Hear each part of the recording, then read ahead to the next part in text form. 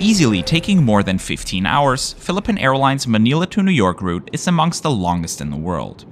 And making a 15-hour flight comfortable is a challenge for every airline, but even more so for a carrier with such a tumultuous history. But Philippine Airlines ended up delighting with its fantastic crews and great service, something that I'm excited to share in detail with you in today's episode of Brutally Honest. Let's get into it.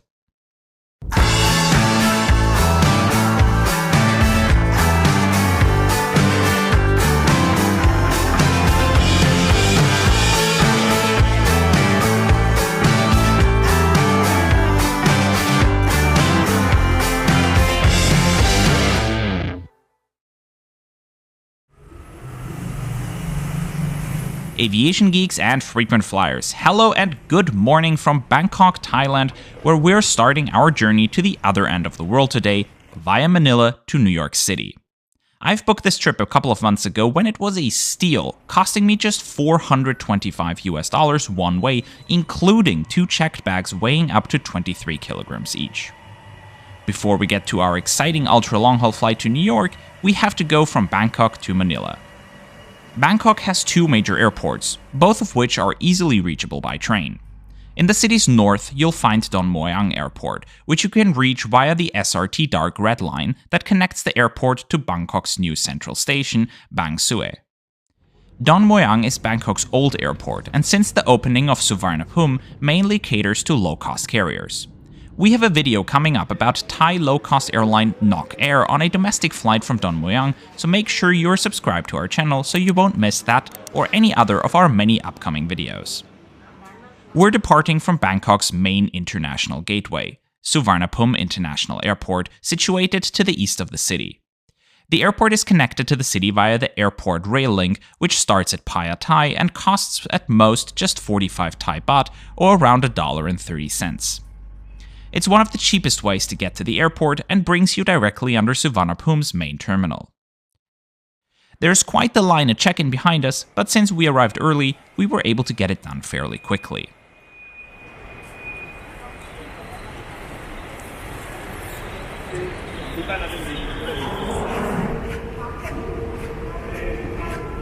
And of course, our flight departs from the very last gate of the concourse. Our 3-hour flight to Manila is operated by RPC9901, a 2013 build Airbus A321.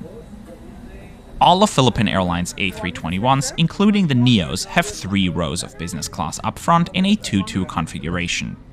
These A321ceos and the short-haul Neos have recliner seats, while those Neos used on longer flights actually have lie-flat seats, as you can see in the flight review by fellow air travel YouTuber Josh Cahill. Behind the curtain, you'll find 187 economy class seats on this A321ceo, featuring the standard 3-3 configuration. Each seat has an adjustable headrest, which isn't as common on short-haul flights as it is on long-haul flights, so PAL having it is certainly a plus. The legroom is fine as well, being 180 centimeters tall, I have no problem with that. The seat also comes with a standard seat back pocket and a tray table. However, the plane does not have power ports, a USB port, or an entertainment system installed.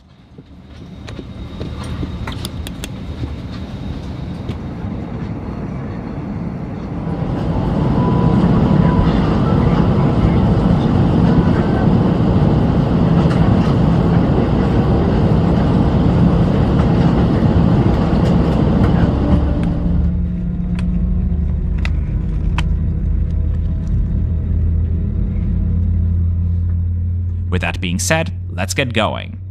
We're pushing back around an hour late because our flight also arrived a bit late from Manila, but that's no problem for us, having a 25.5-hour layover in Manila. The reason being that in the beginning I had a booking for flights with just a normal brief layover, but my Manila to New York flight was cancelled a couple of weeks out, so when they asked me whether I want a refund or to be rebooked, I told them just book me on a flight to New York 1 day earlier, but the Bangkok flight 2 days earlier, so I get to explore Manila a bit since I've never been to the city before, and I'm excited to spend some time in what I've heard is one of Asia's craziest cities.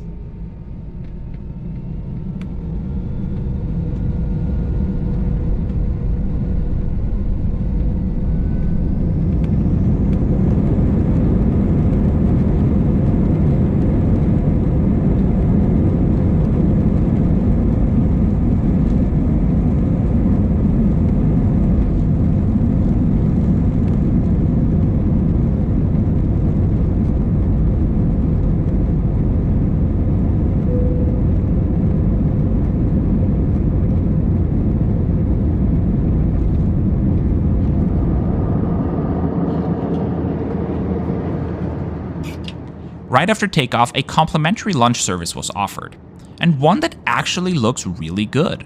For the main course, we've got some roasted chicken with steamed white rice and green beans, served alongside a cold bread roll and some unsalted butter, as well as a little butterscotch bar and a pack of the classic Philippine Airlines in-flight snack, crispy green peas with dried bits of mango.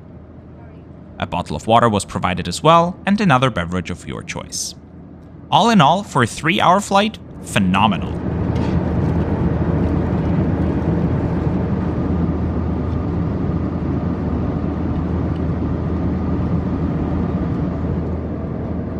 The plane is actually equipped with Wi-Fi, but unfortunately I wasn't able to get it to work properly.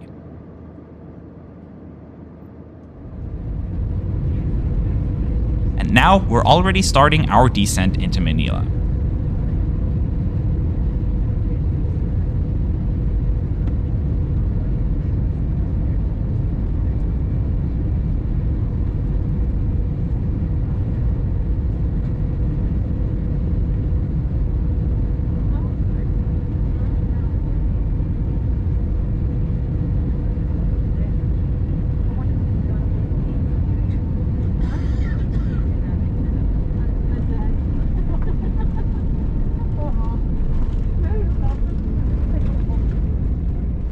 Here we are, welcome to Ninoy Aquino International Airport, locally known as just NAIA. And dear Filipino viewers, I love you and I love your country, but Ninoy Aquino International Airport is by all measures one of the worst I've ever been to, particularly Terminal 2, from which Philippine Airlines operates out of. It's small, overcrowded, dark, damp, hot. There is a new airport currently under construction in Manila, and it can't open soon enough.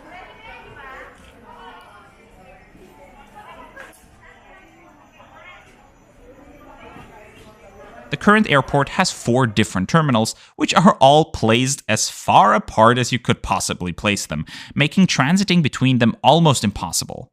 And see that small one in the center? That's where all of Philippine Airlines is squeezed into.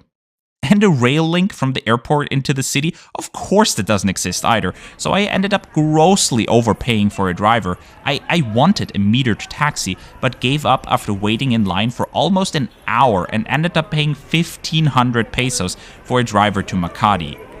Anyway, I highly enjoyed my time in Manila, particularly to finally eat at my beloved Jollibee in its home country.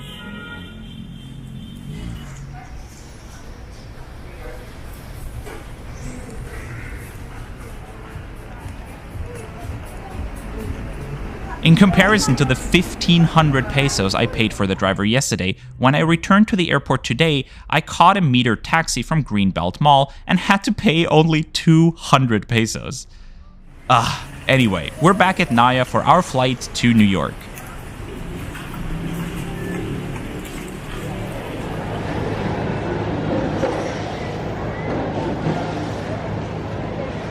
Or maybe we're not. After an initial burst of frustration, I just have to say how incredibly impressed I am with how Philippine Airlines handled this flight cancellation. Staff was proactively seeking out passengers to New York and directed them to the ticket office, where staff told me that they are putting up a special flight tomorrow at the same time to take everyone to New York. And for those that really needed to go there quickly, they rebooked them onto their other US-bound flights, but only had limited seats available on them, of course. I opted to travel on the special flight the next day because I chose this flight to New York particularly to show you guys what the A350 was like, so a middle seat to Los Angeles on a 777 would just do no good for the video. They rebooked me and told me I could already check in at the counters, which I did, so I had my boarding pass for tomorrow already in my hand. And then there were buses already waiting for us outside the terminal, which took us directly to our already paid-for hotel. We're staying at the Century Park Hotel, a 4-star hotel which is Philippine Airlines' go-to property for flight disruptions. I got a really nice room with a bathtub and a comfy bed and a view over the city.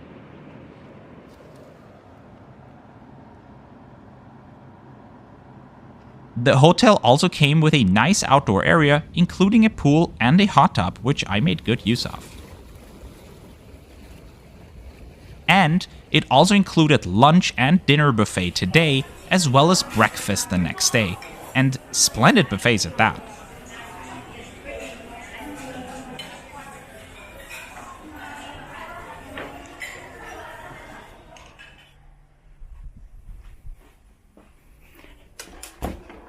We're being picked up by buses again, and now we're on our way back to the airport. Of course, any flight disruption is annoying, and I also lost a non-refundable hotel night in New York because of this. But all things considered, if I experience what basically amounts to a 24-hour delay, please handle it like this. That whole experience was as seamless as it could have been, and I have nothing but respect for how Philippine Airlines handled this. Now we're back at Ninoy Aquino Airport, and one thing they don't play around with here is security. You had to put your bag through a scanner when entering the terminal building and were only allowed to enter the terminal at all with a flight ticket. And then for US-bound flights, they also had a separate check-in area where you had to open your suitcase and get it checked before dropping it off at the counter.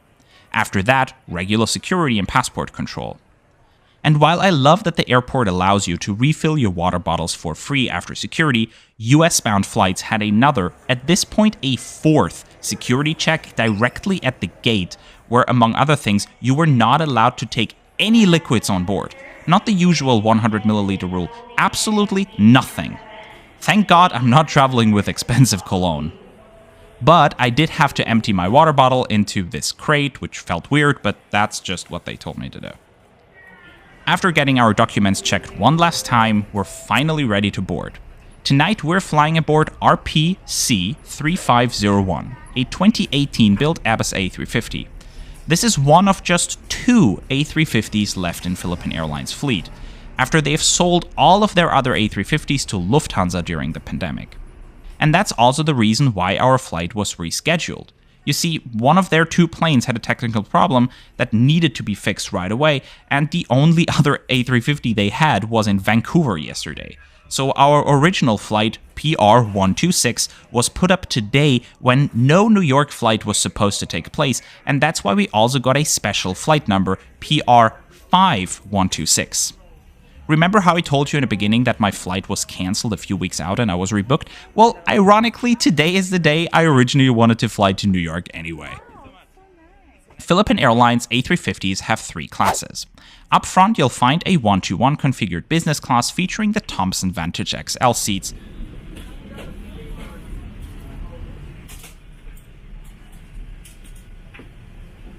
followed by 3 rows of a 2-4-2 configured premium economy class with a Safran 5810 seats.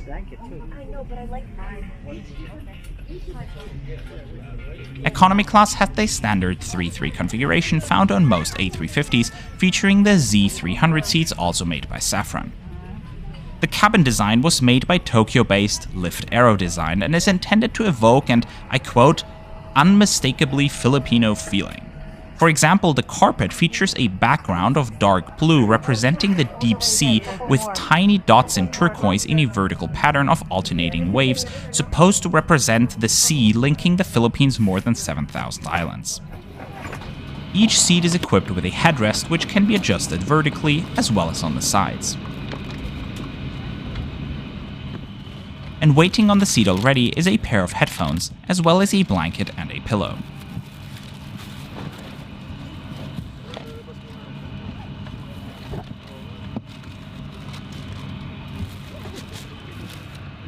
I'm 180 centimeters tall, and for me, the legroom is fantastic, very comfortable for an ultra-long haul flight.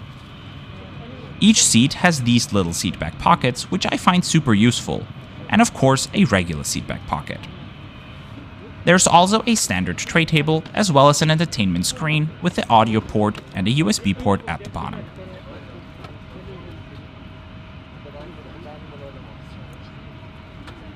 Coat hooks are also available on the sides of the seats. Unfortunately, regular power ports are nowhere to be found, something that I personally do expect on a flight of this length, so that's a bit of a letdown. The headphones Philippine Airlines provides in economy class are surprisingly good and comfortable to wear. Kudos for that. Now, sit back and relax as we're getting ready for departure. expect to depart on schedule at 6:45 this evening. And our flying time is approximately 15 hours and 35 minutes. And we will climb to our cruising altitude of 41,000 feet. We expect fair weather during the flight with occasional clouds and light to moderate turbulence. Our estimated time of arrival in New York is at 11 o'clock in the evening local New York time. And for your information, New York is 12 hours behind Manila. Thank you for flying Philippine Airlines, the heart of the Filipino. Mabuhay!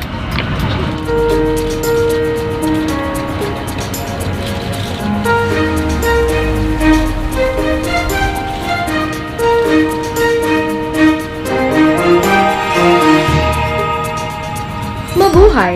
Welcome on board this Philippine Airlines flight. Before we depart, we want to let you know how much we care about your safety. This is inspired by everyone in the country for the safety of everyone in this flight. Before settling down, be sure all carry-on items are securely stowed in the overhead compartment and small heavy items under the seat in front of you. Let us also ensure that all aisles and exit rows are clear of any items. Smoking in the airplane is strictly prohibited. This includes the use or charging of e-cigarettes. Iyan pwede. Also, tampering with, disabling, or destroying lavatory smoke detectors is a serious offense. Now that we're all settled, you can learn more about our in-flight safety procedure when reading the safety card found in the seat pocket in front of you. Also, please be extra careful when handling hot beverages. Ladies and gentlemen, sit back and relax as we're about to take off. We hope you enjoyed this in-flight safety video made by the Filipino, for the Filipino, and for the world.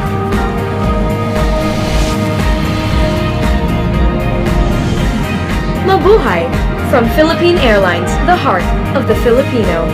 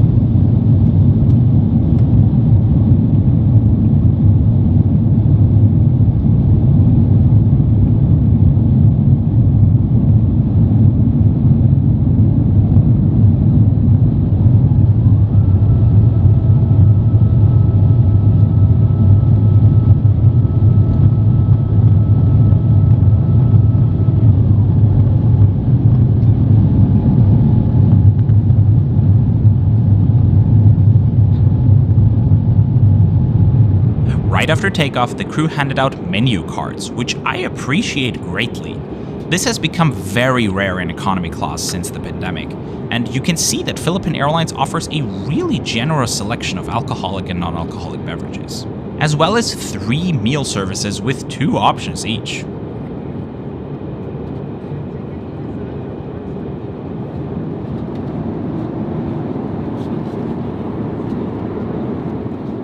And now dinner is served. I went for the pork stroganoff with fettuccine, carrots, and green beans. This was served alongside a vegetable salad, a warm bread roll with some unsalted butter,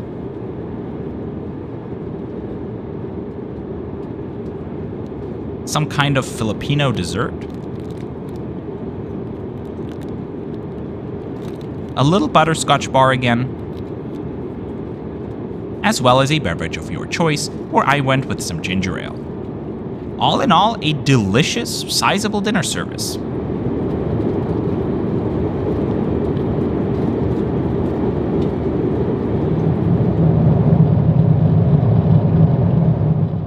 And now we're settling in for the night. The lighting concept of the plane was also made by Lift Aero Design and includes plenty of different modes, including special colors for Filipino National Day and the various national festivals.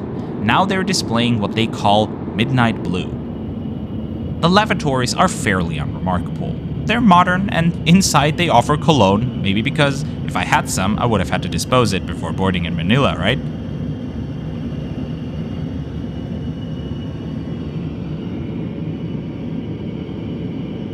After dinner service, the crew also handed out toothbrushes and toothpaste. Not really a full amenity kit in a classical sense, but certainly a nice amenity to get on an ultra-long-haul flight. Now, let's see if we can find something to watch on the in-flight entertainment system. Philippine Airlines A350s feature the Saffron Rave-centric entertainment system. They offer a fair amount of local and international movies and TV shows, almost all of them in English because English is one of the 2 national languages of the Philippines. Some music is offered too, but there are no games. A standard mapping application is installed as well. In-flight Wi-Fi is offered too, and Philippine Airlines offers 60 megabytes for free to anyone, which is really awesome. In addition to that, different Wi-Fi plans are available for purchase, with unlimited Wi-Fi for the entire flight setting you back $32 US, which I think is a very fair price.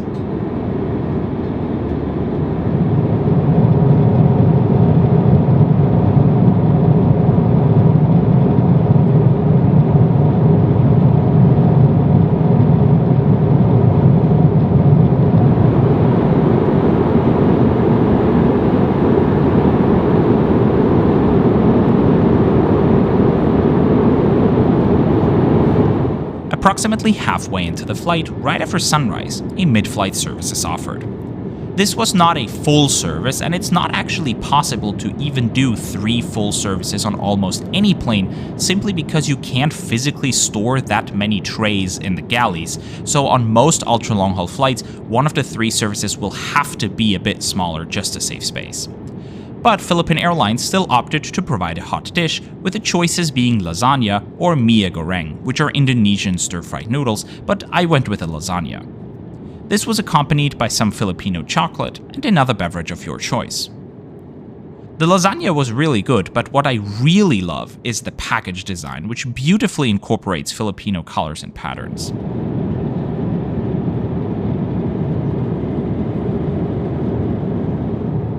The rest of the flight took place during the day, with not much happening. The crew did offer water from time to time, which is thoughtful. Around 2 hours before landing, the crew handed out hot towels, which is an amazing amenity to have in economy class. And right after that, breakfast was served. I once again went with the Western option, and I do apologize for that. I usually try to mix things up, but the Western options on this flight all sounded so good, and they were. For the main course, Salisbury steak in a demi-glace sauce served with scrambled eggs, button mushrooms, and rusty potatoes. This was accompanied by a warm bread roll, some cut fruit, and another butterscotch bar. To drink, I went with my personal breakfast combo of orange juice and coffee.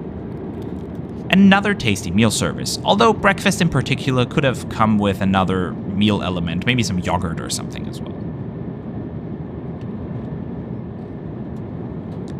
Luckily, I ended up having all 3 seats in my row to myself since the passengers assigned to them didn't show up, giving me plenty of space to make this video.